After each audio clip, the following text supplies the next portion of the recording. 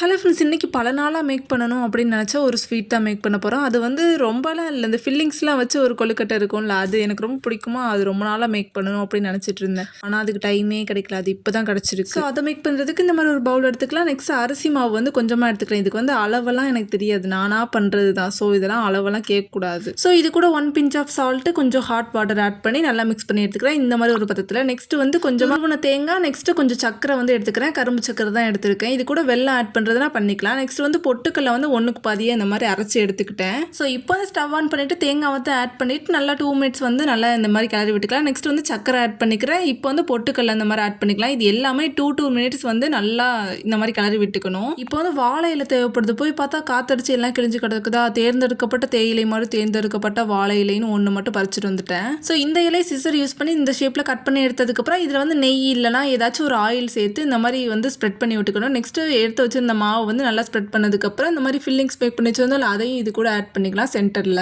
So இதோட சைட்லலாம் லைட்டாக ப்ரெஸ் பண்ணிங்கன்னா செட் ஆயிரும் இந்த மாதிரி. அப்புறம் சொல்ல மறந்துட்டு, இந்த ஃபில்லிங்ஸ் மேக் பண்ணோம்ல, அது கூட ஏலக்காய் தூளும் நெக்ஸ்ட்டு கொஞ்சம் நெய்யும் சேர்த்துக்கலாம். நெய் வந்து ஆப்ஷனல் தான், தேவைன்னா சேர்த்துக்கலாம், இல்லைனா சேர்த்துக்க வேணாம். இப்போ இந்த வாழை இலையை வந்து குட்டி குட்டி பீஸாக கட் பண்ணி அதை வந்து இந்த மாதிரி இட்லி தட்டில் வந்து ரெண்டையுமே வச்சுக்கிட்டேன். நெக்ஸ்ட்டு தண்ணி ஊற்றி அதை வச்சதுக்கப்புறம் இந்த மாதிரி ரெண்டையுமே எடுத்து க்ளோஸ் பண்ணிடுறேன். நெக்ஸ்ட்டு ஓப்பன் பண்ணி பார்த்தா இந்த மாதிரி கிடச்சிரும். இது வந்து 10 மினிட்ஸ் இருந்தால் போதும். ஸோ இப்போ வந்து இது நல்லா குக் ஆகிடுச்சு. இது நல்லா கொஞ்சம் ஆறுனதுக்கப்புறம் எடுங்க, ஏன்னா எனக்கு வந்து கை சுட்டுருச்சு. ஒரு ஆர்வத்தில் டக்குன்னு எடுத்துகிட்டு அப்புறம் சூடுன்னு அப்புறம் அப்படியே வச்சுட்டேன். அதுக்கப்புறம் தான் எடுத்து இந்த மாதிரி பாக்ஸ்லாம் மாற்றி வச்சுட்டு இருந்தேன். ஸோ அப்புறம் என்ன மேக் பண்ணியாச்சு, நல்லா எடுத்து சாப்பிட்டுட்டு இருந்தேன். அதுக்கப்புறம் எங்கள் கேரமல் வேறு வந்திருந்தானா, அவனுக்கு கொஞ்சம் இலையில வச்சு கொடுத்தா தட்டி விட்டான். அப்புறம் தட்டில் வச்சு மறுபடியும் கொடுத்தேன். அப்புறம் எங்கள் ஜோய் வேறு வெறி கொண்டு பார்த்துட்டு இருந்தானா, வீடியோ ஆன் பண்ணுறதுக்குள்ளே லப்புக்குன்னு வாயில் போட்டான். அப்புறம் அவனுக்கும் இந்த மாதிரி எடுத்து கொடுத்துட்டு வீட்டில் எல்லாரும் சாப்பிட்டோம்.